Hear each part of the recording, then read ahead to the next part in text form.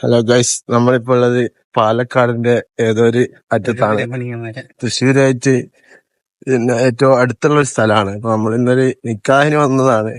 അപ്പൊ നിക്കാഹിന് വന്നപ്പോ അതിന്റെ അടുത്തുള്ള ഒരു നല്ലൊരു പ്രകൃതി രമണീയമായ എല്ലാവിധ ഗ്രീനറിയും കിട്ടുന്ന ഒരു സ്ഥലത്ത് ആണ് നമ്മളിപ്പോ ഉള്ളത്. ഭയങ്കര ഒരു നമ്മളെ മൈൻഡിൽ ഒരു ഭയങ്കര സന്തോഷം കിട്ടുന്ന ഒരു സ്ഥലം. ഞാനും സവാദാണ് ഉള്ളത്. നമ്മളിങ്ങനെ നടക്കാണ്, വണ്ടി വിളിക്കാതെ നടക്കാണ് ഈ ഒരു സ്ഥലത്തിന്റെ ഒരു ഭംഗി കണ്ടിട്ട്.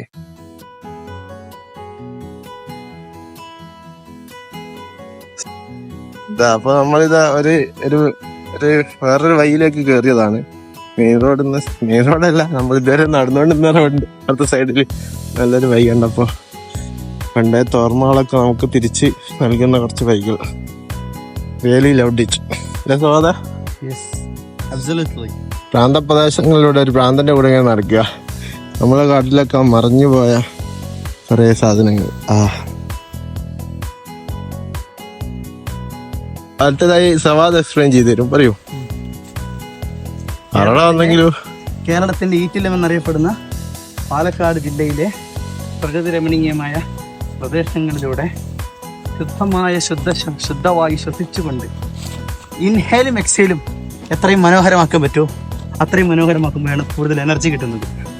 മനസ്സിലായോ? അപ്പൊ നമ്മളിപ്പോ അങ്ങോട്ടാ പോകുന്നത്. നമുക്ക് ഇങ്ങോട്ടേക്ക് പോയാലോ? ഇതിലെ പോലെ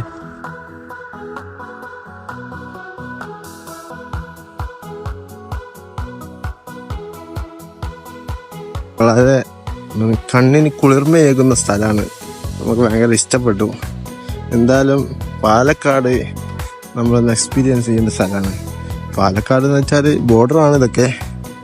തൃശ്ശൂരും പാലക്കാടും എല്ലാം കൂടി ഒന്ന് ചേരുന്ന സ്ഥലമാണ് പാലക്കാട്, തൃശ്ശൂര്, പിന്നെ മലപ്പുറം.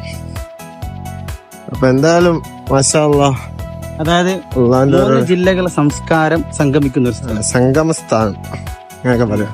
അതല്ലേ ഈ ഒരു കാഴ്ചകളൊക്കെ എനിക്ക് തോന്നുന്നു കോഴിക്കോട് ഒന്നും കാണാൻ പറ്റൂല. എന്റെ അറിവിലൊന്നും ഉണ്ടാവാം, പക്ഷെങ്കിൽ ഒരു കോഴിക്കോടിയൻ ഒരു മൂന്ന് ജില്ലയിലെ സംസ്കാരം ഇവിടെ നമുക്ക് ഫീൽ ചെയ്യാൻ പറ്റും. ഇവിടുത്തെ കല്യാണത്തിന് കൂടി വരികയല്ലേ. അതെ അതെ അതെ, ഇതൊക്കെയാണ് ഇവിടുത്തെ ഒരു excitement. What is your excitement? പറയൂ, ഷെയർ വിത്ത് us.